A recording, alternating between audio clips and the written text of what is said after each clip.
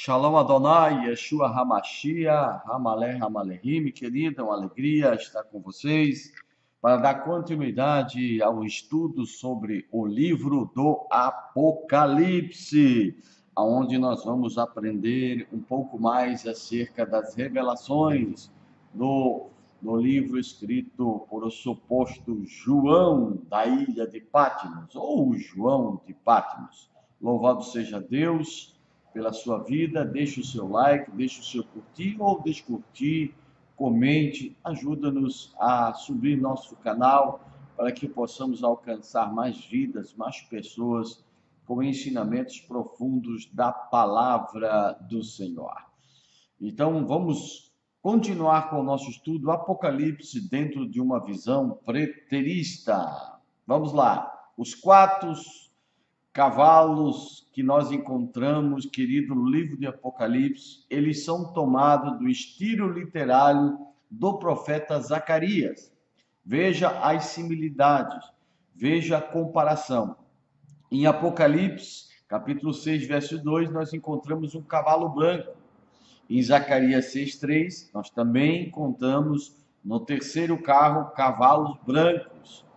Ainda em Apocalipse, capítulo 6, verso 4, nós encontramos cavalo vermelho. Em Zacarias 6:2, ele diz: a primeira estavam atrelados cavalos vermelhos. Ainda, querido, nós encontramos em Apocalipse, capítulo 6, versículos 5 e 6, o cavalo preto, que é encontrado em Zacarias, capítulo 6, versos 2, que são os cavalos pretos.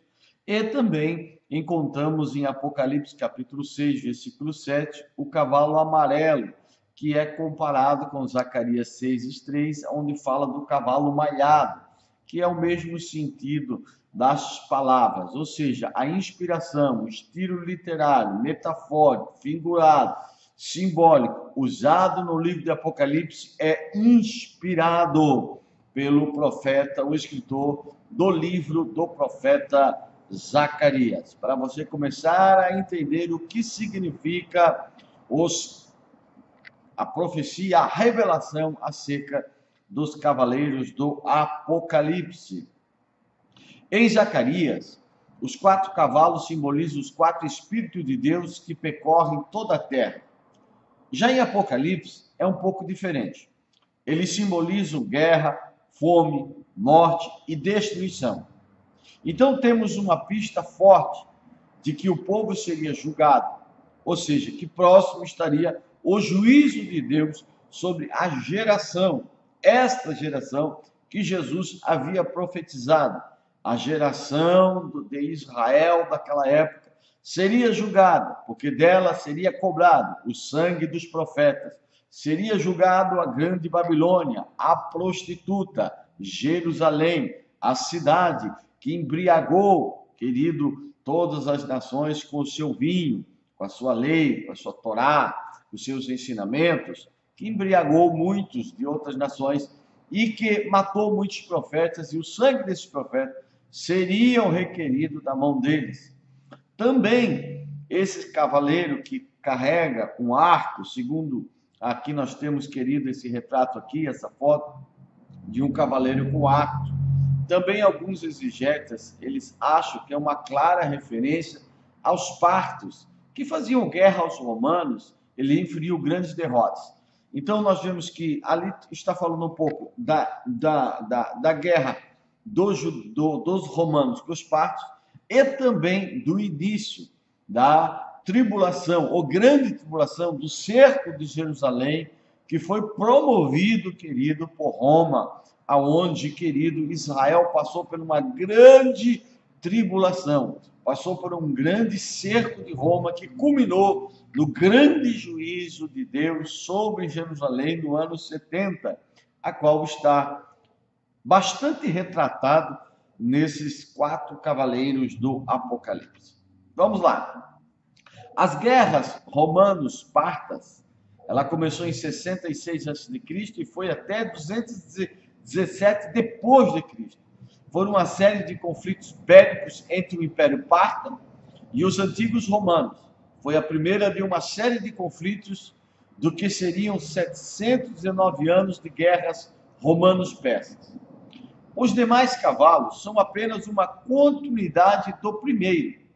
Os 4 cavaleiros e os selos em geral têm um paralelo com o sermão profético de Jesus, mostrado os mesmos acontecimentos. Veja a semelhança.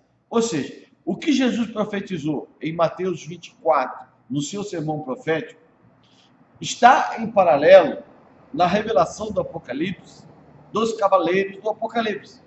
Porque há muita semelhança entre os selos e os cavalos, com o sermão profético de Jesus. Vamos ver as semelhanças. Em Apocalipse 6:2 diz: E olhei, e eis que um cavalo branco, e o que estava sentado sobre ele tinha um arco, e foi-lhe dado uma coroa, e saiu vitorioso para vencer. Em Mateus 24:6 diz: E ouvireis de guerras e de rumores de guerras. Olhai, não vos assusteis, porque é mister que isso tudo aconteça, mas ainda não é o fim. Então nós vemos que Apocalipse 6:2, que fala do cavalo branco com arco, fala daquele que sai para fazer guerra. E nós temos esse paralelo com Mateus 24:6. Em Mateus 24:3, nós vemos que Jesus, quando ele começa a trazer a sua revelação aos seus discípulos, do que iria acontecer, querido, acerca da destruição do templo e do fim daquela era, o fim daquele ciclo profético, o fim daquela época, o fim, querido, daquela aliança, Jesus começa falando assim: indo ele assentar-se no Monte das Oliveiras, chegaram os seus discípulos e, estando a sós com ele, perguntaram-lhe: quando acontecerá isto?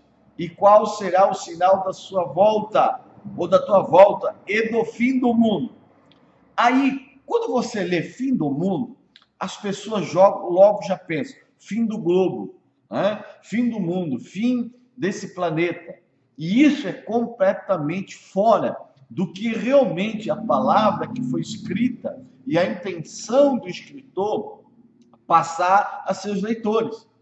Porque em grego está escrito assim: katemenu deotu epitu horus tu elaion pro celton autu hoi mapepai kat idia legontes eipe remin pote tauta estai kaitito semeion tes ses parousias kai sunteleias tu aionos. Essa palavra aionos no grego não significa mundo, ela significa geração, época, era.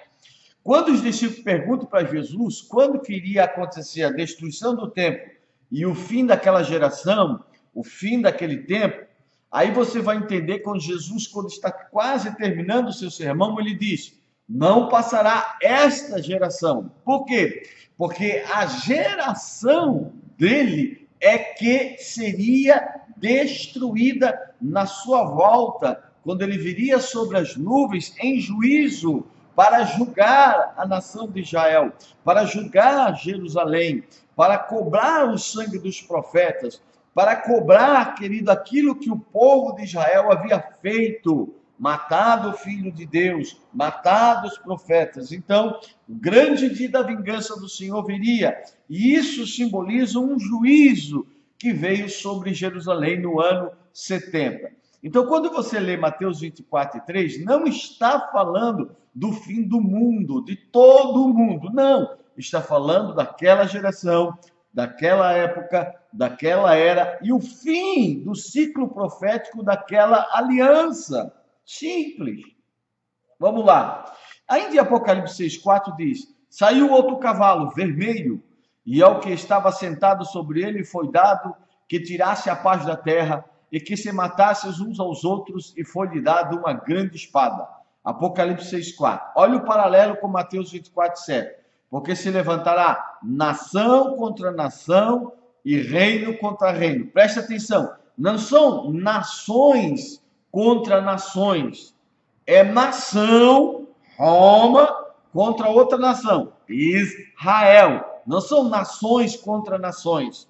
Não são várias, muitas nações contra nações. É uma nação contra uma outra nação. Roma, o dragão, a besta com seus tentáculos, contra Jerusalém, a prostituta, a Babilônia, Israel.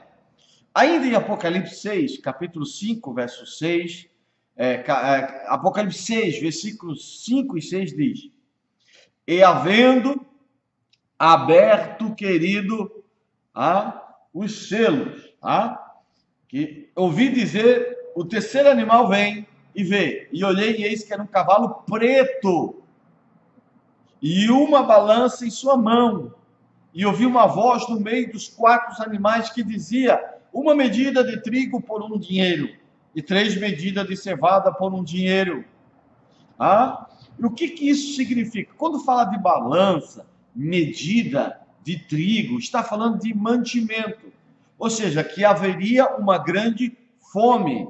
E isso aconteceu, esta fome, aconteceu no cerco de Jerusalém, quando eles cercaram toda Jerusalém, e, querido, nesse cerco houve uma grande fome. Houve fome, muita fome. O povo de Israel passou muita fome, porque nada entrava na cidade, não havia alimento, eles começaram a padecer, se enfraquecer. E com isso, Roma vence a sua guerra, culminando em 70, destruindo o templo através do general Tito e cumprindo, querido, essas profecias desses selos. Isso já aconteceu, não vai acontecer. Isso é o que o escritor de Apocalipse, Jesus do sermão profético, ele fala. Essa é a intenção. Jesus era um pregador de um Apocalipse eminente, e não de um Apocalipse para 2.000 anos, 3.000 anos, 5.000 anos, 10.000 anos. Jesus já aplicou o juízo sobre Jerusalém. Ele já tabernaculou-se na sua igreja, entregou o seu reino ao Pai, e o Pai hoje tabernaculou-se nos homens. Todos que hoje recebem o Filho, Deus habita dentro dele. Vamos lá.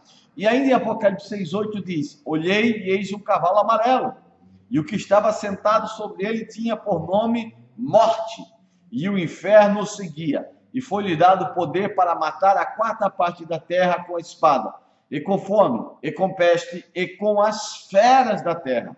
Quem são as feras da terra? Quem são os animais de Daniel? Quem são as feras? Quem simboliza essas feras? Os chifres, esses animais terríveis. Que simbolizam esses animais? Os impérios são as feras da terra. Que império? No contexto do Apocalipse, o Império Romano, com os seus tentáculos, como a dinastia Herodiana, que é revelada no capítulo 12, que persegue, querido, tentando matar o filho da mulher, que é Jesus. Quem fez isso? Não foi Herodes?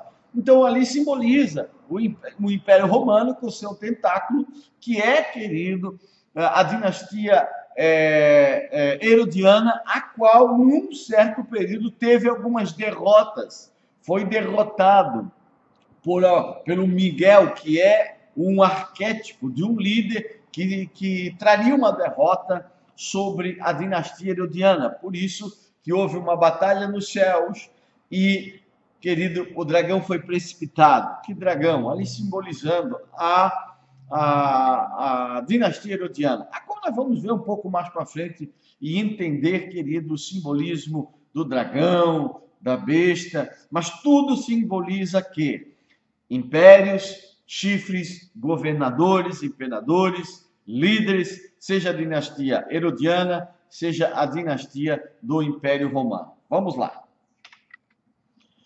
E havendo, em Apocalipse 6,9, diz: e havendo aberto o 5º selo, vi debaixo do altar as almas dos que foram mortos por amor da palavra de Deus e por amor do testemunho que deram.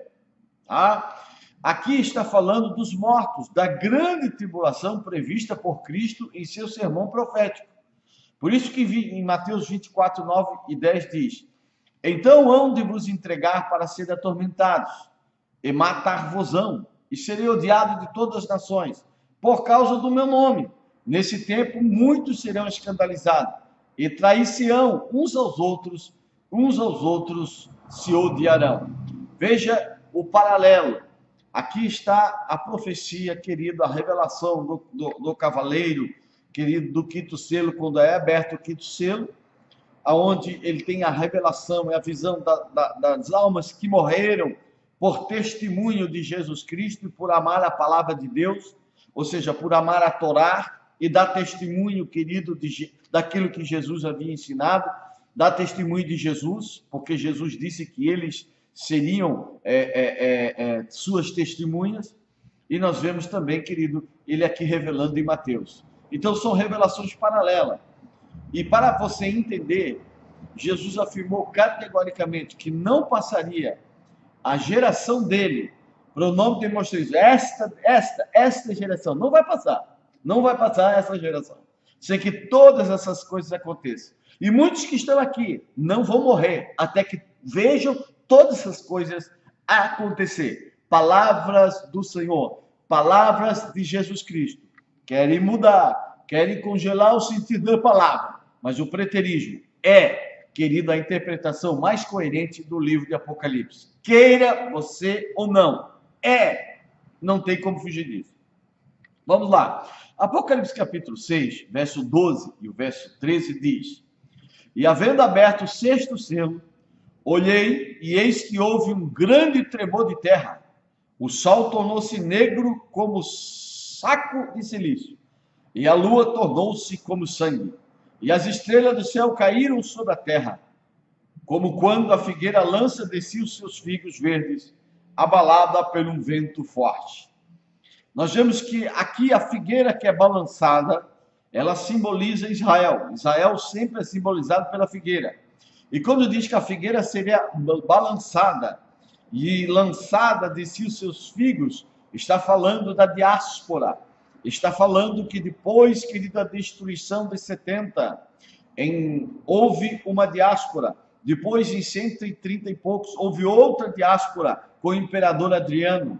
E isso, querido, em Mateus 24, 29, está ali revelado. Também esses sinais cósmicos que pressagiam os juízos de Deus. E logo depois da aflição daqueles dias, o sol escurecerá e a lua não dará luz, e as estrelas cairão do céu e as potências do céu serão abaladas. Aí as pessoas pensam assim: como que Jesus voltou? Como que Jesus aplicou se nós nunca vimos a lua se tornar em sangue, nunca vimos o sol perder o seu brilho, nunca vimos as estrelas cair do céu? Então isso não se cumpriu, isso vai se cumprir no futuro, quando a terra foi destruída, as estrelas vão cair do céu, vai acabar tudo. Isso não existe, querido. Isso são sinais cósmicos, pressagiam juízos de Deus. São símbolos de juízos de Deus. E para você entender, Jesus disse em Mateus 24, 34, eu lhes asseguro que não passará essa geração até que todas essas coisas aconteçam.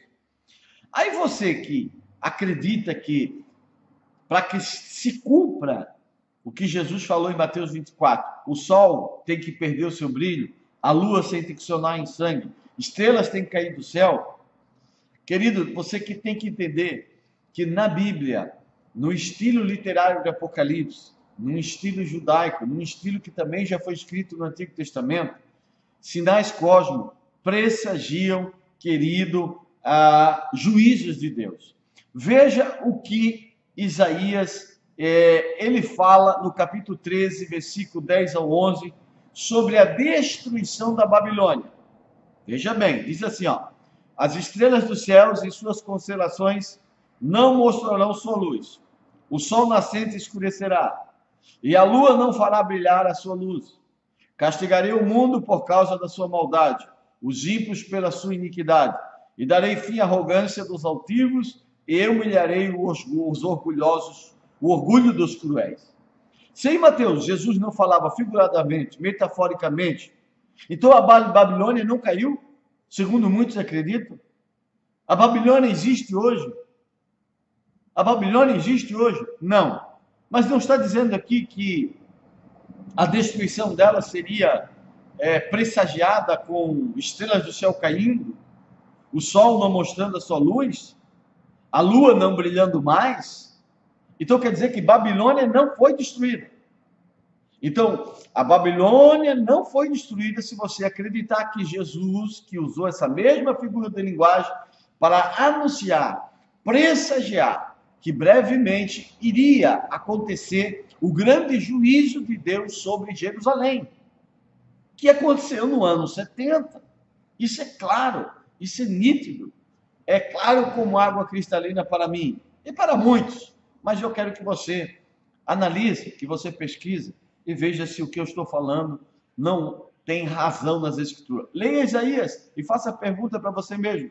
Se lá Jesus disse que o sol não brilharia, as estrelas cairiam do céu quando ele viesse, então a Babilônia não foi destruída, se você crê dessa forma.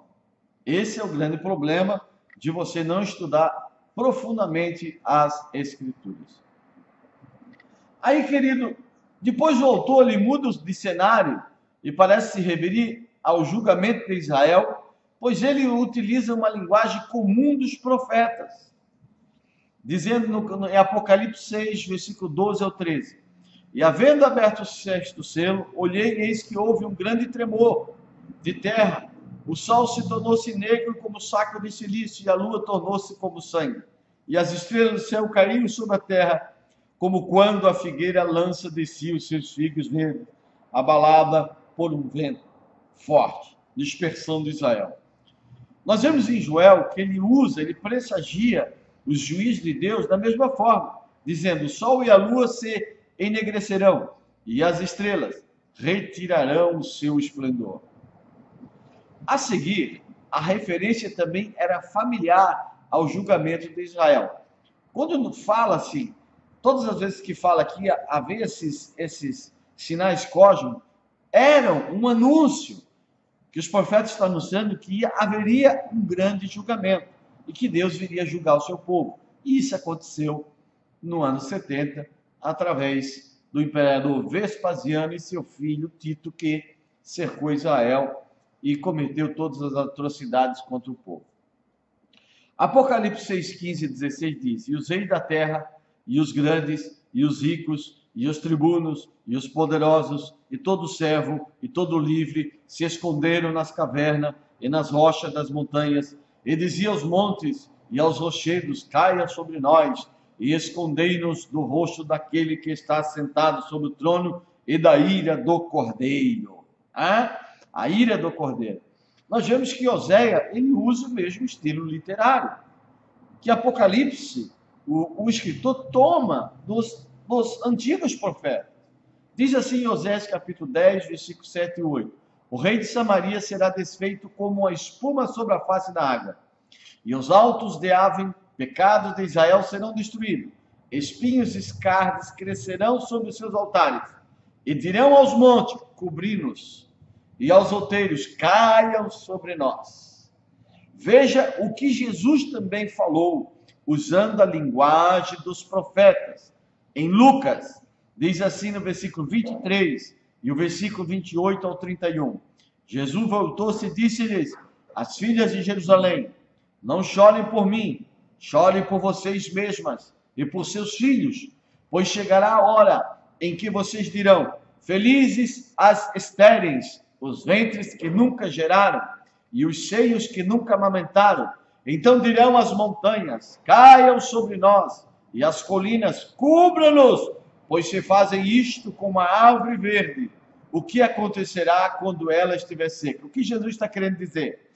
Jesus está querendo dizer: se os romanos estão me crucificando a pedido dos rebeldes judeus, antes do tempo do juízo, o que eles fariam com vocês quando chegar o tempo do juízo? Quando chegar o tempo que Deus vai requerer da vossa mão o sangue dos profetas que vocês mataram, o que vai acontecer? Vocês estão vendo que tudo se encaixa, que tudo está falando do cerco de Jerusalém e da destruição que houve em 70, com o advento simbólico de Jesus Cristo vindo destruir, querido, a cidade Jerusalém, a grande prostituta, a grande Babilônia que se corrompe. Ai. Vamos lá. Queridos, quando nós se deparamos com essas profecias, quando você tenta futurizar essas profecias, e eu quero te ater nesse sentido que os sinais cósmicos pressagiam uma destruição iminente, nós vemos que isso aconteceu com a Babilônia. A Babilônia foi destruída, os sinais cósmicos pressagiavam isso. Era um estilo literário, metafórico, parabólico e simbólico que os profetas usavam para dizer: olha, o pau vai comer, vai acontecer o juízo, Deus vai vir contra vocês, Deus vai vir na sua ira, na sua vingança. E isso, querido, Jesus pressagiou no Mateus 24, em Lucas, que nós lemos, pressagiou isso no livro do Apocalipse e se cumpriu na íntegra no ano 70, quando houve o cerco de Jerusalém e Jesus veio sobre as nuvens, no sinal, vir sobre a nuvem, significa vir com juízos, não tem nada a ver que você acha que você vai ver com seus olhos Jesus vindo como um cocum em cima das nuvens. Isto não existe, querido. O que existe é Jesus disse que ele viria sobre as nuvens, ele viria com juízo, porque esta é a metáfora, essa é a simbologia, este é o estilo literário dos profetas, que dizem que Deus viria sobre as nuvens, cavalgando sobre as nuvens para aplicar seu juízo aos egípcios. Isso se cumpriu? Se cumpriu. Os egípcios viram Deus vindo montado num cavalo sobre as nuvens? Não aconteceu, querido. É o mesmo estilo literário. Então, você que aprendeu errado, que você possa, a partir de hoje, parar, pensar, analisar de forma racional, para que você não seja mais enganado, iludido pelo futurismo, pelo historicismo, e saiba que o preterismo é a interpretação apocalíptica mais coerente que existe dentro das narrativas, dos pronomes, dos tempos verbais, que dizem: esta geração, este povo, o sangue será cobrado deste povo, desta geração. Se isso não é verdade, então Jesus mentiu. E se Jesus mentiu, não adianta nós termos um cristianismo sobre a base de um mentiroso. Essa é a realidade. Querer fazer marabalismo para tentar mudar o sentido das palavras, como mudar a palavra geração para raça, é brincadeira. Isso é brincadeira. É falta de respeito com uma exegese sincera, verdadeira e honesta. Shalom Adonai a todos. Yeshua HaMashiach, Hamaleh, Hamalehem.